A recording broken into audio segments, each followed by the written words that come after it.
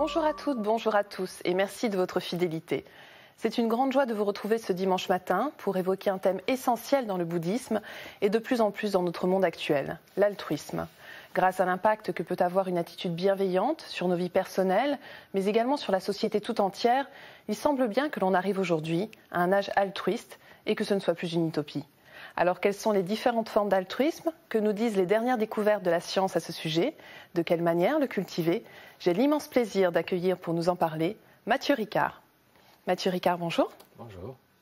Alors, vous vivez dans l'Himalaya depuis 1972, où vous avez étudié auprès des plus grands maîtres tibétains, notamment Kangyu Rinpoché puis Digo Khyentse Rinpoché. Vous vous occupez de nombreux projets humanitaires, donc au Tibet, au Népal, en Inde, je crois, à travers notamment l'association Karuna Sechen. Et vous venez de publier un livre passionnant, Plaidoyer pour l'altruisme, la force de la bienveillance. Donc c'est chez Nil Éditions, un ouvrage colossal qui fait à peu près 900 pages, je crois, 45 chapitres. Alors Mathieu Ricard, pourquoi ce thème de l'altruisme ? Il me semble que, si vous voulez, d'abord pour moi, c'est un peu le point culminant de toute une existence passée auprès de ses maîtres, puisque l'altruisme et la compassion est la quintessence du chemin du bouddhisme, et que j'ai la grande fortune de servir le Dalai Lama depuis presque plus de 20 ans, et de voir qu'au fil des années, c'est de plus en plus le message qu'il veut faire passer. Vraiment qu'au cœur des valeurs humaines, l'altruisme et la compassion sont ce qui compte le plus. Donc ça, d'une part. D'autre part, parce que d'un plan très pragmatique, on considère souvent l'altruisme comme une sorte de noble utopie, parfois l'expression de bons sentiments, c'est un petit peu naïf, c'est un petit peu faiblard, alors qu'en fait, c'est devenu une nécessité absolue, parce que le monde est un peu dans une sorte de désarroi pour savoir gérer l'économie qui va très vite, l'épanouissement, la qualité de vie qui est le temps d'une génération ou d'une vie, et puis le sort des générations futures.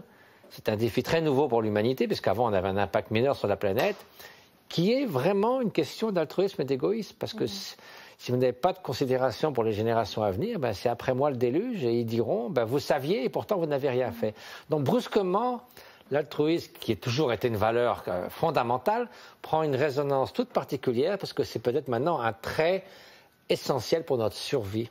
Oui, parce que ce que vous dites souvent, c'est qu'il y a 3 échelles de temps qu'il faut prendre en compte et que seul l'altruisme peut nous permettre de résoudre ce challenge quelque part. L'égoïsme, absolument pas. Prenez les économistes, ils font leur compte à la fin de l'année. Ce qui se passe dans 50 ans, pour eux, c'est pas leur affaire.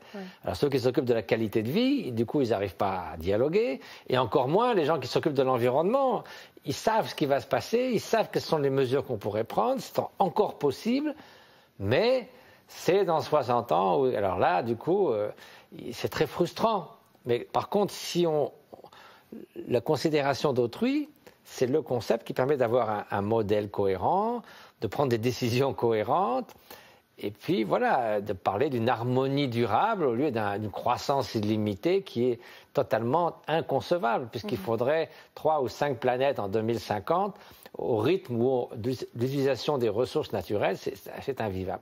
Et alors, de plus, dans notre vie personnelle, pour aussi très pragmatique, si vous voulez, la poursuite d'un bonheur égoïste est vouée à l'échec. Ça vous rend la vie misérable, et vous la rendez misérable à tous ceux qui sont autour de vous. Et en plus, ce n'est pas seulement une question d'expérience vécue, c'est que c'est en porte-à-faux avec la réalité. Parce que l'idée de construire son bonheur dans la bulle de l'égoïsme, c'est déjà présupposer que nous sommes des entités isolées, alors que la nature et le monde des phénomènes est essentiellement interdépendant. L'interdépendance, ça vous fait réfléchir au fait que si moi-même je me réveille le matin en me disant je préférerais ne pas souffrir aujourd'hui, j'ai qu'à me transporter dans l'esprit de quelqu'un d'autre, que ce soit un proche ou un inconnu, et même s'il n'est pas très habile comme moi d'ailleurs pour trouver les causes véritables du bonheur, néanmoins il aspire à se libérer de la souffrance. Donc cette interdépendance fait que je dois accorder de la valeur à son aspiration et être concerné par son sort. Donc l'altruisme, c'est très pragmatique et très fonctionnel. Alors dans votre livre, vous croisez nombre d'études psychologiques, scientifiques, spirituelles, enfin c'est vraiment incroyable. Et vous énumérez ainsi différentes formes d'altruisme. Quel est selon vous l'altruisme véritable, Mathieu Ricard ? L'altruisme véritable, en fait, c'est pas une sorte d'idéal également si éloigné qu'il est réservé aux saints et aux saintes. Dans un instant précis, si en votre esprit, la motivation qui vous anime est de faire le bien de quelqu'un d'autre, c'est de l'altruisme véritable. Donc c'est complètement désintéressé. Complètement désintéressé. C'est-à-dire que vous ne calculez pas, je fais ça, non pas pour le bien de l'autre, mais parce que je souhaite telle chose en retour, qu'on va me considérer bien, que je vais recevoir des louanges, ou simplement parce que je ne supporte pas de le voir souffrir. Donc, c'est pas que je m'intéresse tellement à son sort, mais ça me soulage de pouvoir faire quelque chose pour ne pas être en détresse devant lui. Donc, si vous voulez, si votre motivation, voilà, je suis concerné par lui, je veux soit remédier à sa souffrance, soit faire son bien, puis après, il peut y avoir d'autres choses qui s'ajoutent à ça. Ça se peut très bien que de surcroît, vous vous sentiez bien après avoir aidé, mais ça n'est qu'un effet secondaire. Donc, ce qui est égoïste, c'est de poursuivre ses intérêts en ignorant ceux des autres, ou au pire, au détriment de ceux des autres, ou au prix de la souffrance des autres. Ça, c'est de l'égoïsme. Est-ce que cela ne peut pas nous apporter aussi une certaine liberté en faisant exploser cette bulle de l'ego dont vous parliez tout à l'heure? Ah oui, parce que si vous voulez, quand vous êtes enfermé dans cette bulle de l'ego, c'est pas très agréable. Mon ami, le philosophe Alexandre Jolien, disait dans l'ego, ça sent renfermé. Parce que, si vous voulez, on est très vulnérable.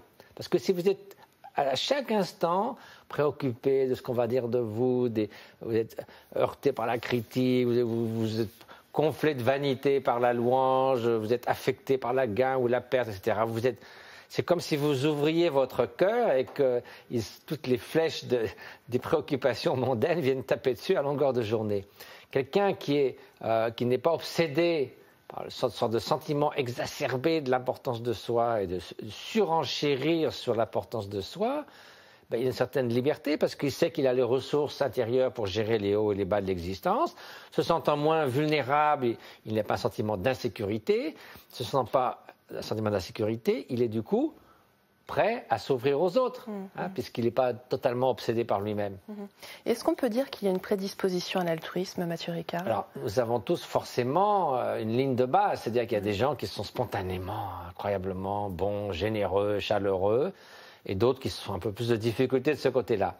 Mais quelle que soit la ligne de départ, à la fois l'entraînement de l'esprit, qu'est la méditation, et les neurosciences qui étudient les changements du cerveau à la suite d'un entraînement, donc ce qu'on appelle la neuroplasticité, vous diront tous les deux que quelle que soit votre ligne de départ, que vous soyez ici ou là, vous avez une marge de manœuvre considérable pour faire s'épanouir cette qualité et l'amener à un point optimal. C'est-à-dire admettons que vous voulez faire de la course à pied. Vous n'allez pas tout de suite courir un marathon. Vous en avez le potentiel, mais tant que vous n'êtes pas entraîné, il reste dormant. Et bizarrement, pour ce qui est des qualités humaines fondamentales que sont l'altruisme, la bienveillance, la compassion, la liberté intérieure, on a sorti cette idée qu'on est comme ça, c'est à prendre ou à laisser, on ne peut rien y faire, c'est gravé dans la pierre, c'est comme ça que je suis. C'est un peu, si vous voulez, renoncer à la course avant même d'avoir franchi la ligne de départ. En fait, comme toute autre capacité, celles-là ne font pas exception, on peut les cultiver, on peut les amener à un point optimal. Et l'intérêt aussi par rapport à différence par rapport à l'entraînement physique, c'est que même si vous devenez champion du monde de saut en hauteur, vous n'allez jamais sauter 5 mètres à pieds joints. Tandis que la compassion, on peut toujours la doubler, la quadrupler. Pourquoi y aurait-il une limite? Alors vous-même, Mathieu Ricard, vous êtes un exemple vivant de l'altruisme, vous êtes quelqu'un de très engagé. Est-ce que vous pouvez nous dire ce que vous faites, notamment à travers cette fondation Karuna Setchen? Quels sont vos principaux chantiers, je dirais? Donc pendant longtemps, j'ai vécu auprès de ces maîtres et j'avais, c'est vrai, une sorte de désir de pouvoir un jour peut-être servir. Alors à l'époque, j'avais rien du tout, aucune ressource. Donc grâce un petit peu au produit des livres et aussi à un grand nombre de philanthropes, de collaborateurs qui nous ont rejoints, maintenant, depuis la fin des années 90, nous avons accompli 130 projets au travers de cette association Karuna Setchen dans l'Himalaya, au Tibet, au Népal, en Inde. Aujourd'hui, nous traitons 100 000 patients dans plus de 25 cliniques. Là, je reviens du Bihar, là où est Bodh Gaya, le lieu de l'éveil du Bouddha. Nous rayonnons dans 130 villages pour apporter des soins, pour apprendre à lire aux familles lettrées.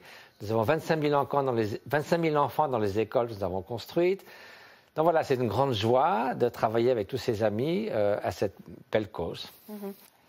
Mathieu Ricard, donc effectivement, vous menez plusieurs actions dans ce sens et j'aimerais que l'on regarde maintenant un extrait d'un documentaire que vous a consacré Jeanne Mascolo, où vous vous rendez justement dans un hôpital, je crois que c'est en Inde.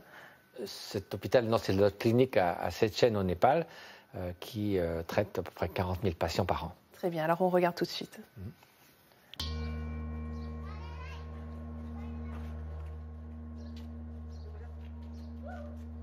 Alors, on n'a que des patients avec cancer pour l'instant. Je vais te montrer. pour les déranger. Donc c'est une clinique qui est destinée vraiment aux gens les plus défavorisés. La moitié des patients sont soignés entièrement gratuitement. Un autre quart à un prix très modique. Et le dernier quart, disons, au prix courant au Népal. Alors, au début, ça démarre toujours un peu lentement, et puis, parce que les gens peuvent pas croire que c'est pour eux, les pauvres. Ils voient un truc comme ça qui est très beau, qui est bien construit, ils se disent ça doit encore être un truc très cher, c'est pas pour nous. Combonere.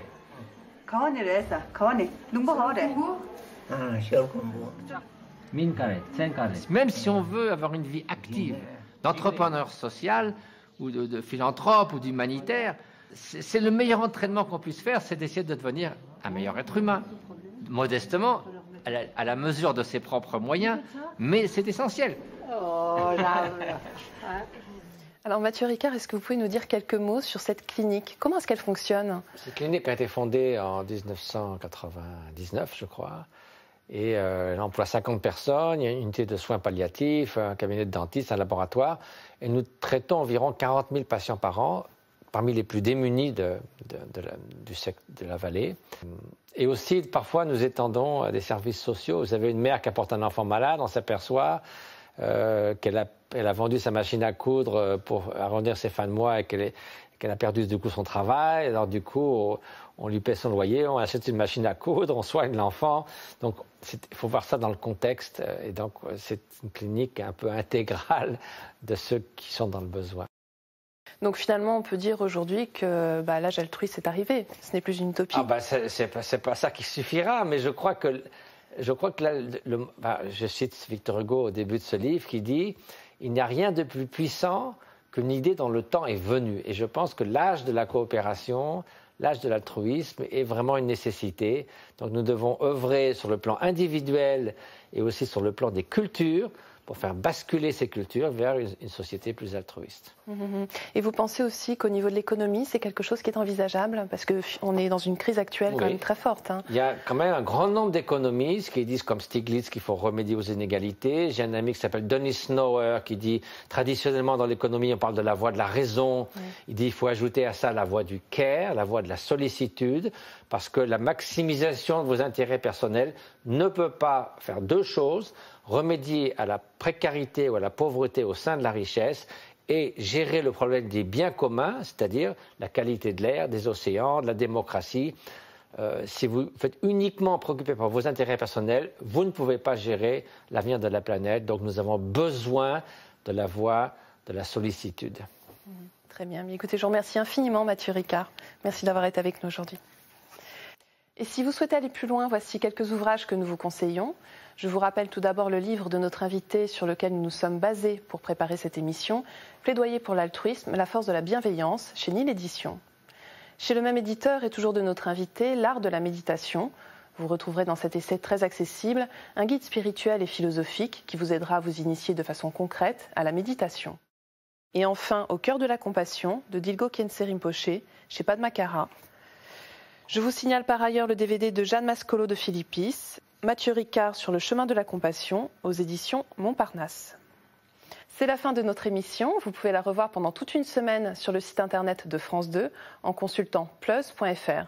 Merci à tous de votre fidélité. Je vous souhaite une très, très belle journée. Nous vous retrouverons la semaine prochaine.